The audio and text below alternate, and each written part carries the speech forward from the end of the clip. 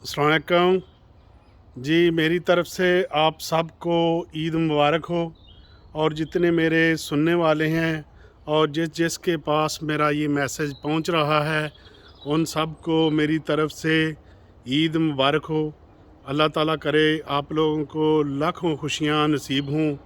ईद भी एक खुशी है, तो अल्लाह ताला ऐसी लाखों खुशियां आपको नसीब करे। और कोई गम अगर आपके दिल में है तो आप उसको दिल से निकाल दें और उसको आप इग्नोर करें। खुशी को सामने रखते हुए आप जो हैं खुशी को मनाएं।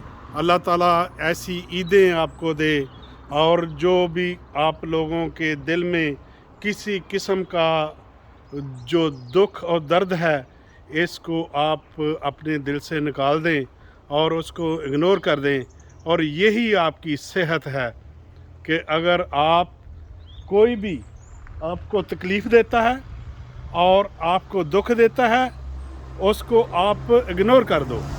अगर आप उसको दिल में ले लोगे तो आप बीमार हो जाओगे, और जिसकी वजह से आप बीमार हो उसको कोई फ़र्क नहीं पड़ेगा। आखिरकार आपकी सेहत ख़राब होगी, आपकी ज़िंदगी कम हो जाएगी, तो पीछे जो आपकी औलाद है, आपकी औलाद जो है वो भुगतेगी।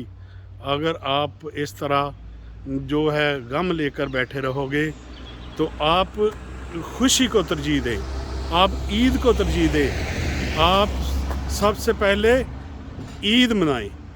ईद का मतलब होता है खुशी। आप खुशी मनाएं, हर वक्त आप खुश रहा करें। अल्लाह ताला आप लोगों को खुश रखे। आमीन।